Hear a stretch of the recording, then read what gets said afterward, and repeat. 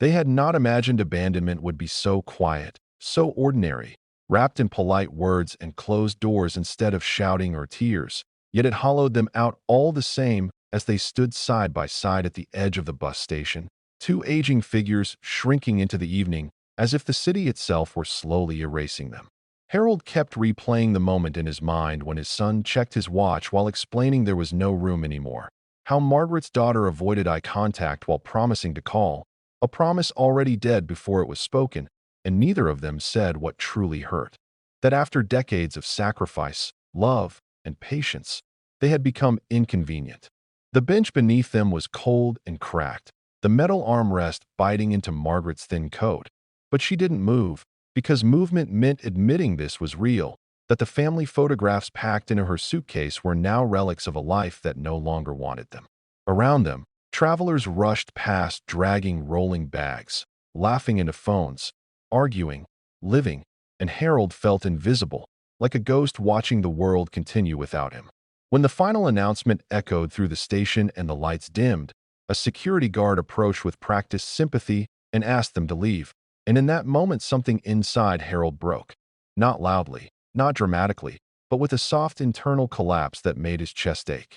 They stepped out into the night with nowhere to go, their breaths puffing white in the cold air, the streetlights stretching their shadows long and thin like they might snap at any second. Margaret walked slightly behind him, her steps slower than usual, each one weighted with disbelief, and Harold realized with a sudden sharp fear that he no longer knew how to protect her from the world.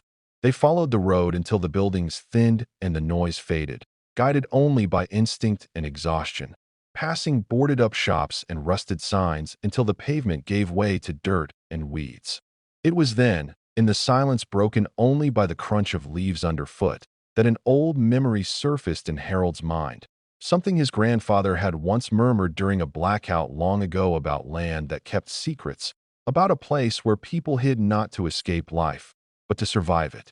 He hadn't believed it then, and he didn't quite believe it now, but hope is strange. It doesn't ask permission. It simply rises when despair grows too heavy. He mentioned it quietly, almost apologetically, and Margaret nodded without questioning, because when everything else has failed, even rumors feel worth chasing. They turned toward the dark outline of trees, branches knitting together overhead like a ceiling, the forest floor damp and uneven, smelling of moss and earth. And with every step Harold felt as if they were crossing some invisible line between the lives they had lost and something unknown waiting ahead. Margaret stumbled suddenly, a sharp intake of breath escaping her lips as she caught herself, and when Harold bent to help her, his hand brushed against something hard beneath the leaves, unnaturally smooth. Curiosity cut through his fatigue, and together they cleared away the soil with bare hands, fingers numbing as they uncovered a metal ring embedded in stone, cold and deliberate, as if placed there with intention. They stared at it, hearts pounding, the forest holding its breath around them, and when Harold pulled, the ground resisted for a moment before yielding with a low groan that vibrated through their bones. A hidden door revealed itself, slanted and half swallowed by earth, its surface scarred by time, but undeniably solid, undeniably real. Fear crept in then, whispering warnings about what might lie beneath, but desperation spoke louder, reminding them of the bench, the guard, the polite goodbyes. With effort that made their joints scream, they forced the door open, and a breath of stale air rushed out, carrying the scent of dust, wood, and forgotten years. Margaret clutched Harold's arm, her eyes wide. But there was something else there too.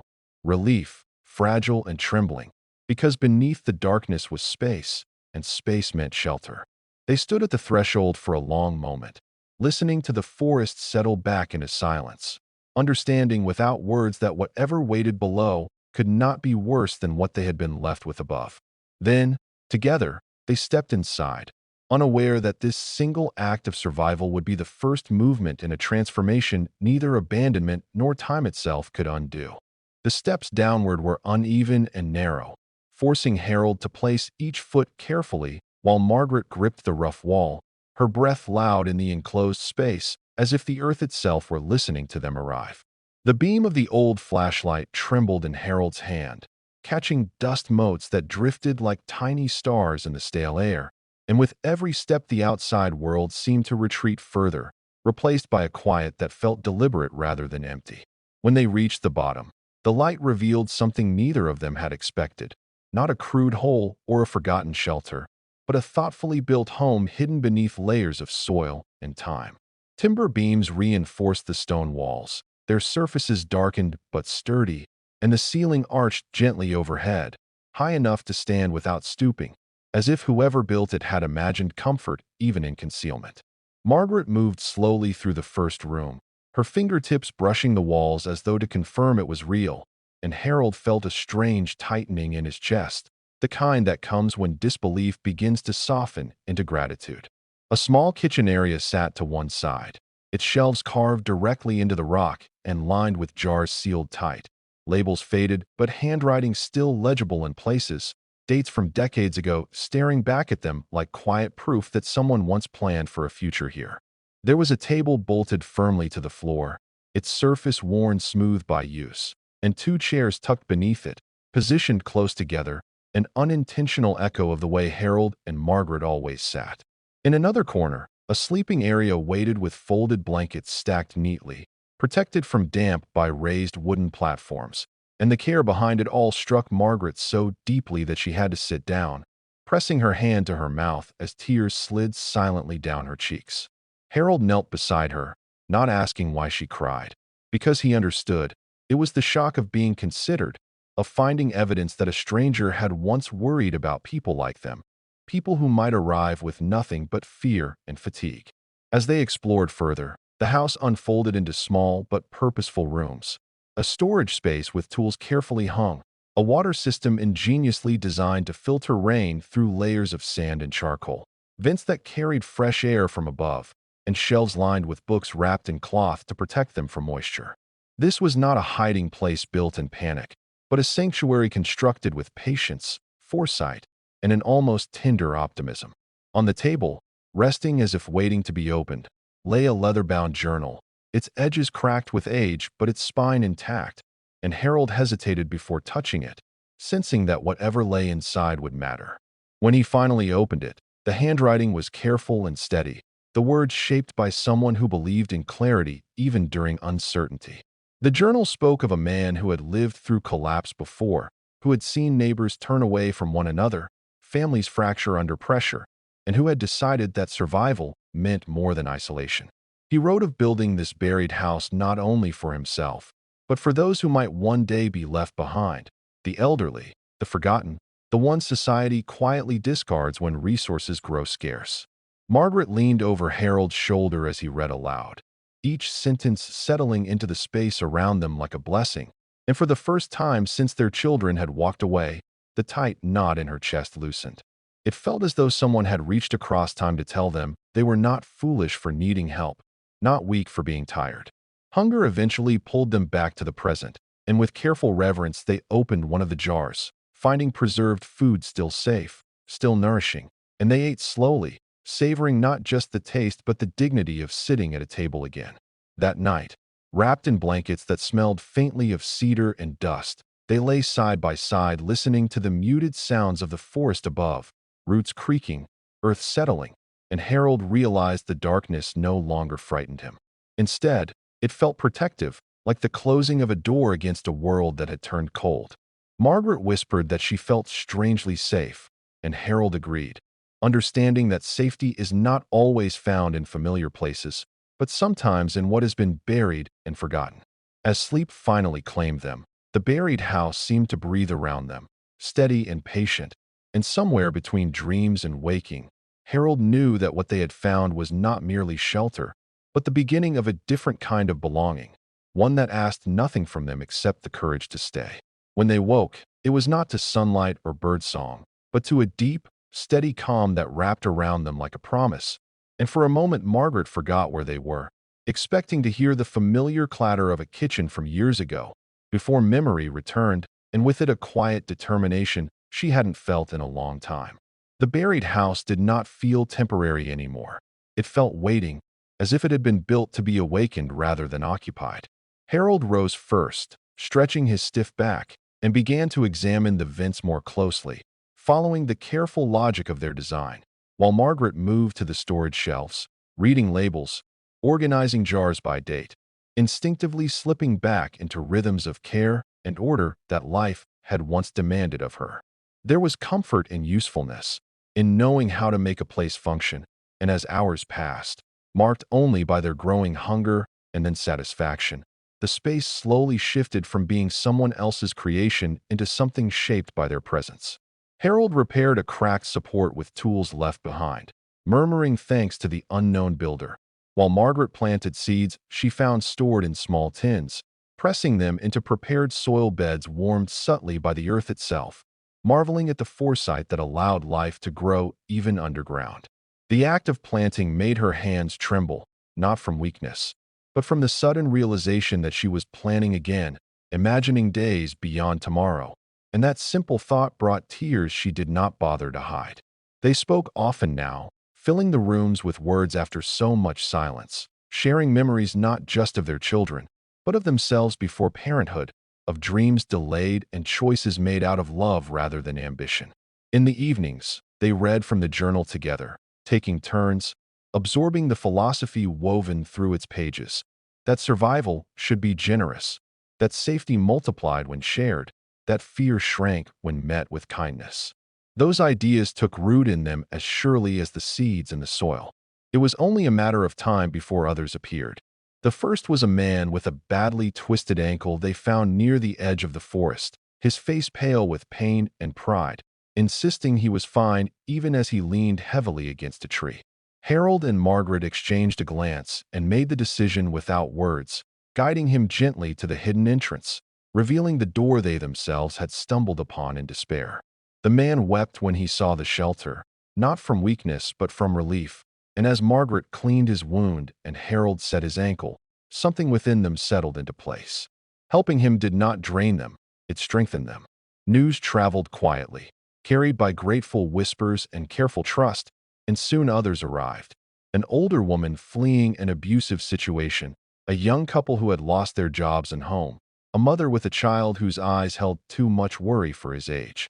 Each arrival felt less like an intrusion and more like a fulfillment of the house's purpose, and Harold and Margaret welcomed them with the same warmth they had once reserved for family. Roles emerged naturally, skills were shared, chores divided, stories exchanged late into the artificial night, laughter echoing off the stone walls where despair once lingered. The buried house became a living thing, sustained by cooperation and respect, its resources managed wisely, its atmosphere transformed by human connection. Harold found himself teaching others practical skills he'd learned over a lifetime, while Margaret offered quiet counsel, her words steady and empathetic, her presence soothing. They were no longer burdens or leftovers from a forgotten generation. They were anchors, guiding a fragile community with experience shaped by loss. At times, grief still surfaced unexpectedly, triggered by a phrase, a memory, the way a child laughed, but it no longer consumed them. Instead, it softened into something reflective, a reminder of what had been lost and what had been gained. Margaret realized one evening, as she watched people gathered around the table sharing food and stories, that abandonment had stripped away illusions but left behind something more solid, a sense of worth that did not depend on being chosen by those who had walked away. The buried house had given them a chance not just to survive, but to redefine family on their own terms. And in doing so, it had uncovered a strength within them that had been buried even deeper than the house itself. Time moved differently underground, not measured by calendars or holidays anymore, but by shared harvests, repaired walls, and the steady growth of trust among those who called the buried house home. Harold's hair thinned and silvered, Margaret's hands grew slower but surer, and the community around them learned to move at a gentler pace, one that valued presence over urgency. Above ground, the world fractured under economic strain and social unrest, news of which arrived in fragments carried by newcomers who spoke of empty shelves, broken systems, and families turning inward out of fear. Below ground, the house endured as a quiet contradiction to that chaos, its strength rooted not only in clever construction but in the way people cared for one another without keeping score. One evening, As Margaret stirred a pot while voices murmured around the table, footsteps echoed faintly through the entrance tunnel, hesitant and unfamiliar, causing a hush to ripple through the room. Harold felt it before he saw them, a tightening in his chest that memory alone could cause. And when the figures emerged into the light, older and worn but unmistakable, he understood why his hands had begun to shake. Their children stood there, eyes darting across the space in disbelief, taking in the warmth, the food, the gathered people who clearly belonged. Apologies came quickly, tumbling over one another. Explanations shaped by hardship and regret. Stories of how life had collapsed for them too. How they had finally understood what they had done only after the world showed them the same indifference they had once shown their parents. Margaret listened without interruption, her face calm but unreadable, absorbing every word, every tremor of guilt, every plea wrapped in the hope of forgiveness. When silence finally settled, it was not heavy but expectant, and all eyes turned to her and Harold, the quiet leaders who had built something remarkable from abandonment. Margaret spoke slowly, her voice gentle yet firm, explaining how being left behind had nearly broken them, how the loss had driven them into the forest with nothing but fear, and how the buried house had not only sheltered them, but taught them that love could be chosen and built anew. She told them forgiveness was possible, but return was not automatic, because this place was not a refuge for regret alone, but a living community sustained by effort, respect, and care. Harold added that here, everyone contributed according to ability, everyone protected one another, and no one was entitled to stay simply because of blood. The children nodded, tears falling freely now, and accepted the terms without argument, understanding perhaps for the first time that love without responsibility was hollow. They were offered food, a place to rest, and the same opportunity given to every soul who had crossed that threshold, to earn belonging through kindness. In the days that followed, the community watched closely but without cruelty as the children worked alongside others, mended what they could, listened more than they spoke, and slowly began to understand the cost of what their parents had built. Harold and Margaret did not hover, nor did they withdraw. They allowed space for growth, trusting the values that had sustained them thus far. As seasons passed, marked by harvest cycles and shared rituals created from scratch, the buried house continued to thrive, its story spreading quietly as a symbol of resilience rather than rebellion. One night, as Margaret rested her head against Harold's shoulder, listening to the soft hum of voices around them, she reflected on how everything they had lost had led them here, to a life defined not by what was taken, but by what they chose to give. The buried house had changed everything not by hiding them from the world, but by teaching them how to rebuild it on their own terms, proving that even when abandoned, even when buried, something enduring and beautiful could still rise.